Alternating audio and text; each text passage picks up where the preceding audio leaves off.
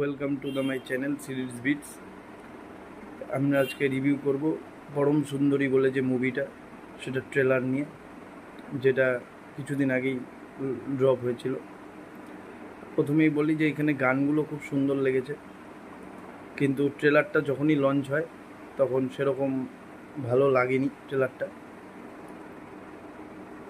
কারণ এখানে জাহ্নবী কাপুর আর সিদ্ধার্থ মালহোত্রার যে কমেডি, এটা একদমই পছন্দ হচ্ছে না। কারণ এরা দুজন কমেডির জন্য নয়। আর এখানে চেন্নাই এক্সপ্রেসের আদলে কিছুটা এসেছে, মানে লাইট চেন্নাই এক্সপ্রেস ভার্সন যাকে বলে। কিন্তু এখানে চেন্নাই এক্সপ্রেস তো অনেকটা মাসি টাইপের সিনেমা ছিল, কিন্তু এটা অতটা নয়।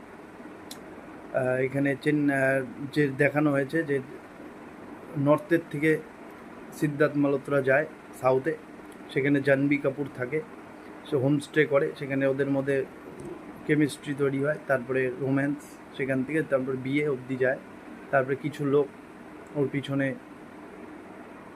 তাড়া করে, সেটাই দেখানো হয়েছে। আর এখানে যা বলবো যে ম্যাডরক্স ফিল্মস যে আছে, সে জাহ্নবী কাপুরকে দিয়ে যে কমেডির চরিত্র করাতে চেয়েছিল সেটা একেবারেই ওয়ার্ক করেনি। কারণ এখানে জাহ্নবী কাপুরকে মানাচ্ছে না এই রোলে। আর দ্বিতীয়ত এখানে যে ওরা ডায়লগটা বলেছে, ডায়লগগুলো তো খুবই ভালো হয়েছে। নর্থ সাউথ কম্বিনেশনের যে শেষের যে ডায়লগগুলো ছিল সেগুলো আমার খুবই ভালো লেগেছে, হিরোর নামগুলো যে বলছিল। আর এখানে ম্যাডক্সের যে কিছুদিন আগের যে সিনেমাগুলো, স্ত্রী 2 বলেন, তারপরে ছাবা, এই সব সিনেমাগুলো খুবই হিট, যেটা তুলনায় এই পরম সুন্দরী খুবই ডিসঅ্যাপয়েন্টেড, অতটা ভালো হয়নি। আর আশা করি সিনেমাটা হলে চলুক, আর আপনারাও যাবেন দেখতে।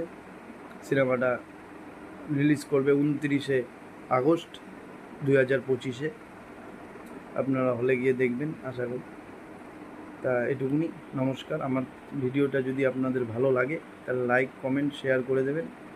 ধন্যবাদ।